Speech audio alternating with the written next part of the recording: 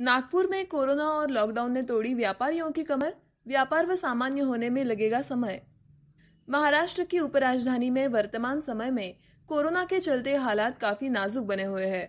वहीं पिछले 2 साल से कोविड के चलते पैदा हुए हालात और पिछले साल की तरह इस साल भी लॉकडाउन लगने की वजह से सभी क्षेत्र में व्यापार की कमर पूरी तरीके से टूट गई है। साल 2019 में और उसके बाद नागपुर में शुरू हुए व्यापार कोरोना की वजह से बुरी तरह से प्रभावित हुए हैं। व्यापारियों की न सिर्फ कमर टूट गई है बल्कि बड़े स्तर पर नौकरियां भी गई है। बात करते हैं कपड़ा व्यापार की। हर साल शादी सीजन से बड़ी उम्मीदें होती है, लेकिन इस बार कोरोना कर्फ्यू में ही शादी सीजन निकल गया, जिससे माल की बिक्री नहीं हो पाई। व्यापारियों की बैंक की किस्तें व बिजली के बिल जैसे के तैसे है, ऊपर से लेबर का खर्च भी जुड़ गया है। शासन को चाहिए कि व्यापारियों को भी किसानों को दी जाने वाली राहत की तर्ज पर पैकेज प्रदान किया जाए। व्यापारी वर्ग का अब ये कहना है कि जिस तरह सरकार ने बाकी वर्ग का ख्याल रखते हुए उन्हें राहत पैकेज दिया है, उसी तरह व्यापारियों के बारे में भी सरकार कुछ मदद सोचे। सरकारें अन्य क्षेत्रों के कर्जे माफ करती है, हम तो केवल ब्याज अभी न लिया जाए और किसी भी किस्म की पेनल्टी व्यापारियों पर न लगाई जाए, केवल इतनी ही मांग कर रहे हैं। इसी मुद्दे पर नागपुर के कुछ व्यापारियों से बात की हमारे रिपोर्टर प्रणव सातोकर ने। नागपुर में आज हम आए हैं नागपुर के धर्मपेट इलाके में, जहाँ का एक बहुत बड़ा एक व्यापार पेट है, जहाँ पे बहुत सारे व्यापारी की दुकान है और कोरोना के कारण इन व्यापारियों को काफ़ी नुकसान उठाना पड़ा है। तो आइए हम बात करते हैं यहाँ के कुछ व्यापारियों से और जानते हैं कि उनकी समस्या क्या है।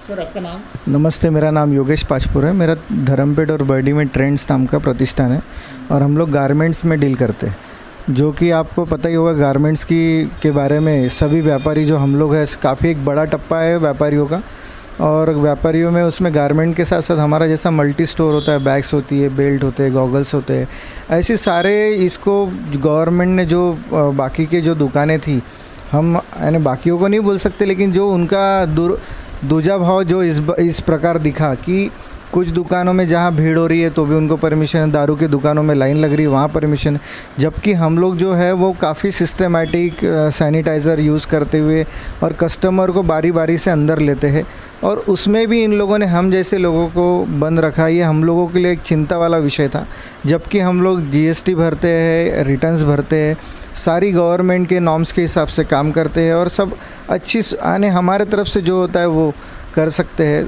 और जैसे कि अभी आप लोग को भी पता है कि जो व्यापारियों की जो हालत उस वजह से हो गई है, क्योंकि जो कलेक्टर का अलग बंद था, यानी जो लॉकडाउन था, मुख्यमंत्री साहब का अलग लॉकडाउन था, उसके बाद में एनएमसी का अलग लॉकडाउन था, तो हमारा जनवरी से लेके अभी तक का और उसके पिछले साल का पूरा सीज़न हम लोग का ख़त्म हो गया। हम लोग का फ़ायदा जो था, और उस वजह से हम लोग को लगता है कि हम लोग 10 साल टोटल पीछे चले जा चुके हैं और हमारा जो आर्थिक है वो काफ़ी नुकसान में है।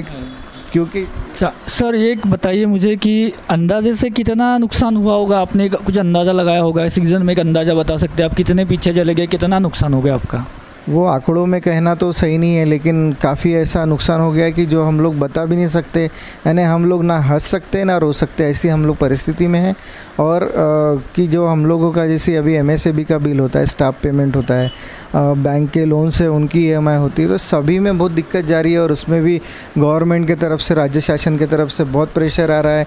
कोई जोन की टीम भेजते हैं लाइट काटने के लिए, तो कोई इसकी टीम आती है, जो यहाँ का जो मंडल होता है उसकी टीम आती है काटने के लिए।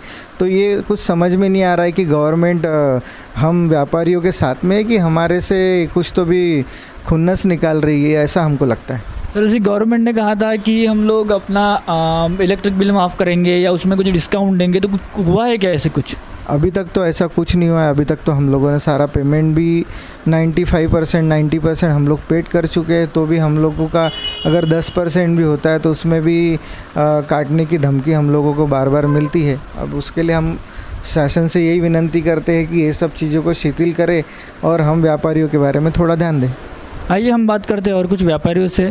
सर, आपका नाम? मेरा नाम संजीव खुंगर। सर, आपका क्या बिजनेस है? मेरा ट्रैवलिंग गुड्स का बिज़नेस है, पिछले बैग्स का बिज़नेस है, पिछले 30 साल से इसमें हूँ।